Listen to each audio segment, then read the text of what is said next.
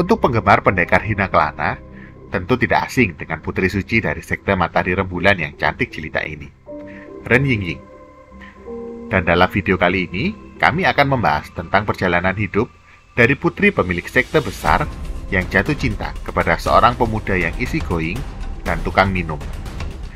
Sebelumnya, jangan lupa untuk klik like dan subscribe agar kami dapat mengembangkan channel kami. Sekarang, mari kita simak kisah hidup dari Ren Yingying.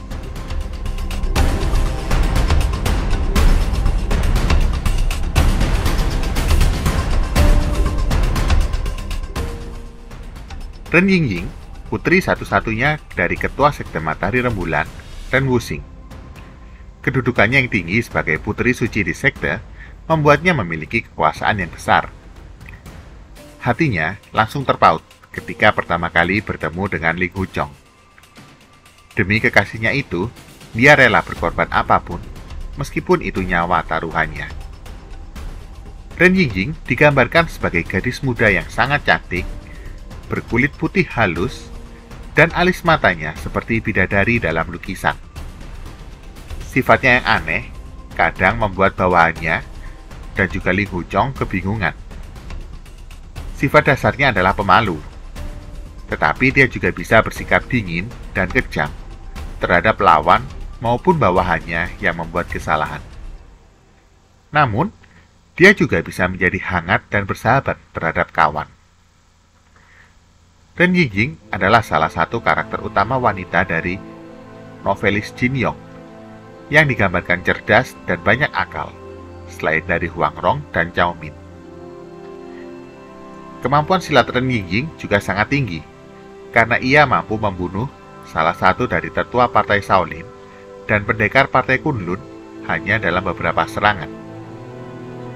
Ren Yingying adalah satu-satunya orang yang bisa memainkan lagu Xiao Ao Jianghu dengan sempurna setelah Liu Zhengfeng dan Chu Yang meninggal.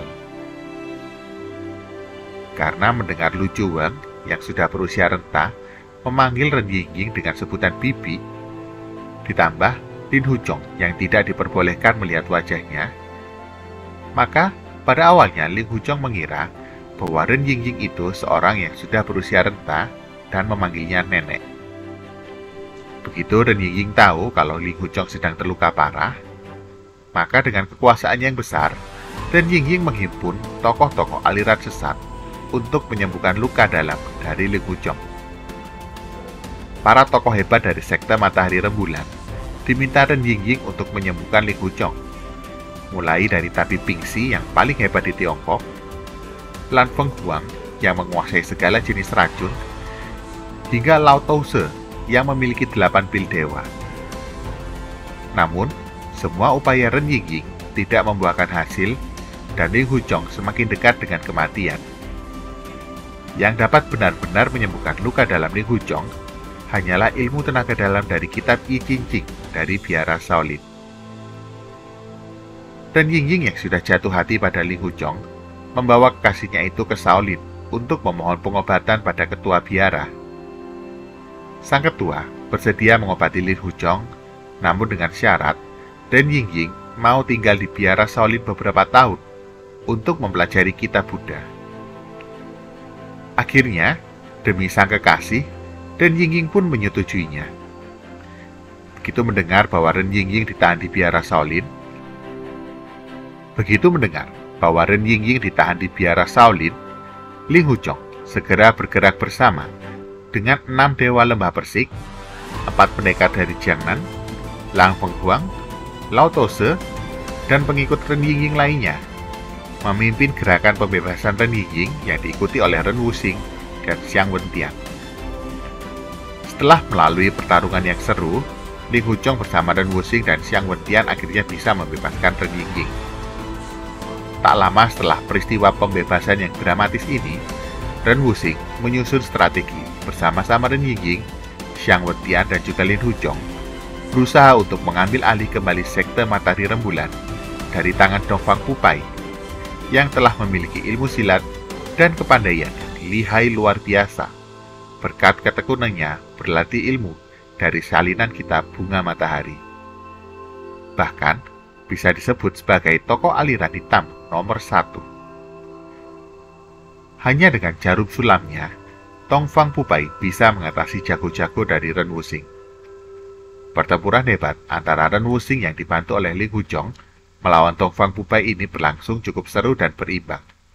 Hanya dengan kepintaran dan kecerdikan akal dari Ren Yingying sajalah, akhirnya Tong Fang Pupai dapat dikalahkan dan Ren Wuxing kembali dapat menduduki pucuk pimpinan sekte Matahari Rembulan. Setelah Yue Bukun tewas, permasalahan kembali timbul, karena Ren Wuxing kini menjadi tokoh hebat yang tidak ada lagi lawannya.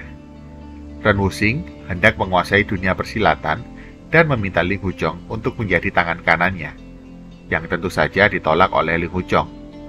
Hal itu membuat Ren Wuxing murka dan memutuskan untuk menghancurkan partai Hang San dan partai Huasan. Ren Yingying pun terjebak antara berbakti kepada ayahnya atau mengikuti sang kekasih. Tetapi pada akhirnya, Ren Wuxing yang mabuk oleh kekuasaan akhirnya tewas oleh ulahnya sendiri. Ren Yingying pun diangkat menjadi ketua sekte Matahari Rembulan menggantikan ayahnya. Pada saat kepemimpinan Ren Yingying inilah, akhirnya ia berhasil mendamaikan perseteruan antara sekte Matahari Rembulan dengan Partai Lurus yang sudah berlangsung selama puluhan tahun.